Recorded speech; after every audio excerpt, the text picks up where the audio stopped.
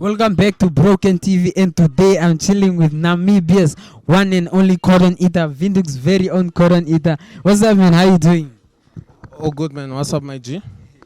It's all good, man. For the people out there who don't know what a cotton eater is, can you just explain to them a little bit? Basically, a cotton eater is a materialistic person, a unique and different person that shows a flamboyant look in front of people. Yeah. So I just want to find out why styling. How did you end up here today styling this vintage look? Styling came from birth, man. Like ever since I was a child, I used to dress up on a hundred look. I got the style from my mom. My mom is a vintage guru. My dad is the buyer. He's the one that gives the money for the look.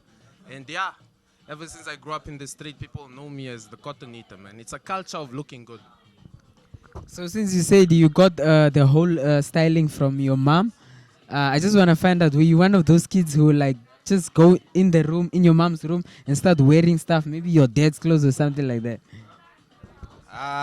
No, no, no, no. I was that boy that used to go for window shopping. I used to like expensive things. I was the guy that always used to look on that price tag, and if I see it's 1,000 up, I'ma get it. I'ma tell my parents that I want something like this, man. I saw it from Ricky Rick, I saw it from Mendoza. Yeah, that's all, man. Like the look comes from the present.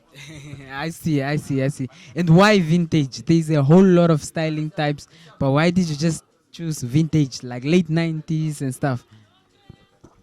Basically, I told you my mom was a vintage guru. I grew up on this vintage. I saw my mom dressing on that vintage look, you see. So I got motivated, man, and it tells a lot. Vintage tells a story. Our parents used to wear vintage. They used to wear those materials. Engod, we call it engod. So all I want to tell the people is that my vintage, the reason why I chose vintage, it's because of my background. I represent my parents, I represent my ancestors. It's a story, as I told you, yeah. Heroes Eka. Yes, sir. And actually, one of the most amazing things is that you are the only one that is styling vintage looks in Namibia. And I just want to find out, how do you meet all these amazing artists, Top Cherry, Exit? How do you end up dressing them? Okay, it all started back then when my brothers started doing music. And they associated themselves with all these celebrities. And the best part is that the best studio in Okuriangava was actually at my place. And you know? on the beat. Yeah, it was at my place. So I used to see these people coming in the studio. So you're always hanging at the Yeah, but the only thing is, most of the artists that used to come to the studio, they didn't have star presence. They didn't have the swag. They didn't portray that I'm an artist. I'm who. So I decided, man, I think it's a good thing. The fact that they always compliment my look when they come at home. I decided, let me just be a stylist. Like when they walk in the studio, will you always discriminate? This shit. No, I don't say it out. I don't say it out. But yeah.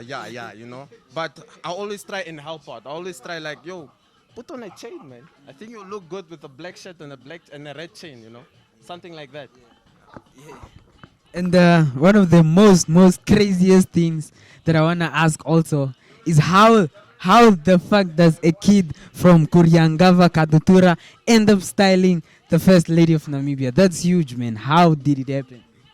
Okay, I'm just a kid from Okuriangava. There was a time I went to school at Rocky Crest High School, and there was a campaign of the first lady, and I'm a poet as well, so I met the first lady through poetry, and I was the youngest poet on a campaign. Poetry. Yeah, the hashtag Be Free movement. I was her only poet.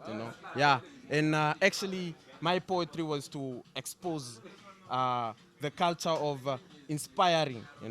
So the first lady told me, yo, you got style and all that. So yeah, it came up for me to style the first lady. Were you not nervous though? Like, yo, Nah. First lady is very comfort, man. That's a mother. The first lady will actually give you the treatment of a mother. She knows how to handle kids, and that's her job. Yeah. Like, Big ups to first lady. No, I don't have a number. We have procedures, man. No, you just don't go straight. No, no, no, no. That's an important matter. Yeah. Yeah. And also, I've heard rumors on the streets, man, that you are going to school in Italy. Isn't it Italy? You are going to school in Italy. So just give us more information about that. How did that come about? Um, I'm currently a student at Lingua College. I'm doing traveling and tourism, but I actually applied for school in Italy for styling and communication.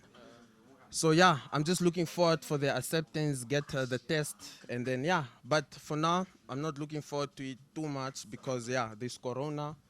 So right now we are just busy with this cotton eating in my own country. Look, I want to represent Okuriangava.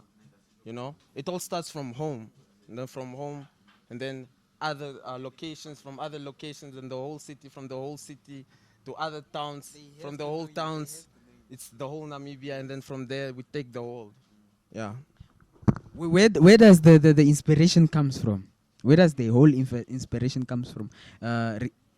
Based on the people around you, or maybe even in essay. Where does the inspiration come from? Who do you look up to?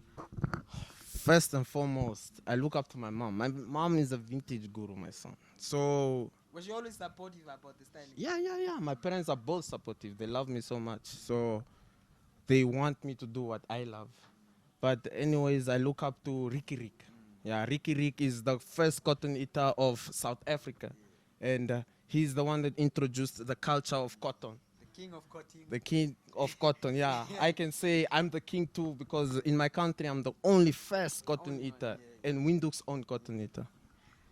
Like one of the craziest things also, like you remember how the first day I met you at Zupa, when I was telling you that you need to make an event, just an event like a cotton fest where every kid can just come, they drip, and I think it's just another initiative that you must take up to and also inspire the kids. That's actually a good initiative. It's actually in the pipeline.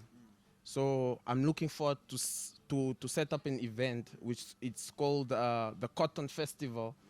But we say KATI Cotton. If you are KATI, you are boss. So it's a culture of being called KATI. always call the people around you Kati. Yeah, KATI is like boss. So it's just a way of showing respect to the next person. So yeah, I'm looking forward to set up a cotton culture and event. So yeah, let's inspire, man. So what are we doing 2021? 2021, we are creating more content. We are styling more celebrities. Actually, this year I want to go in the parliament, man. I want to style. No, I want to style the parliamentarians. Okay. Yes, I want to style the parliamentarians.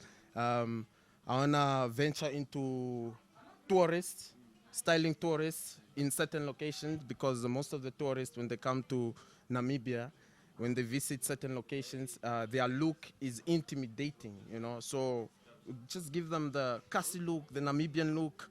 Yeah.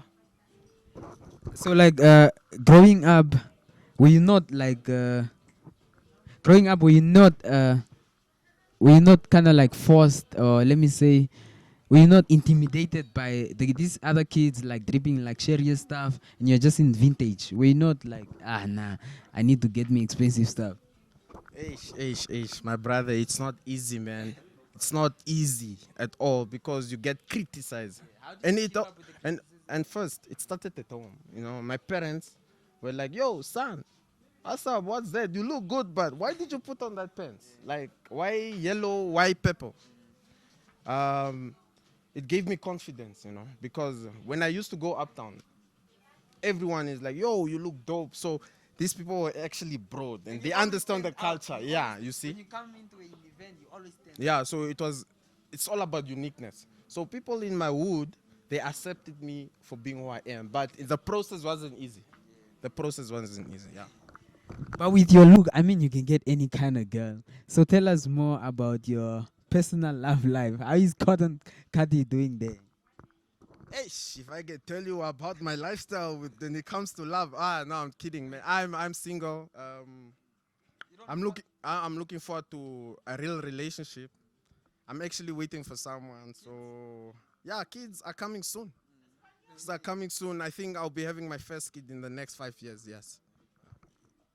Yeah, man. Thank you for coming through to Broken TV, and we hope to get another interview of you in the coming days. When also maybe after Italy or when you are doing the event, and just bless up, man. More styling and keep the look on flake. Any Blessings, blessings. last words? My last words will be an inspiration quote. I would love to tell the youth, especially the youth, please believe in your dreams. Your dreams are valid, and be humble and always look forward to the future. Everything you do today, tomorrow, look up to the future, man. Like, we are the future, man. You see me, I'm cotton eater, and then next time you're going to see me, I'm buying a plane, man. And what's up? KATI Cotton Eater is the first cotton eater of Namibia. Windhoek's own cotton eater. The materialistic culture will keep on going. And I would love to tell my parents that I love you so much for the support. I would love to showcase my talent on the Namibian platform. So yeah, out. Yeah. That was King Kotini of Namibia, Cotton Kati, Windhoek's very own cotton eater. And yeah, peace out.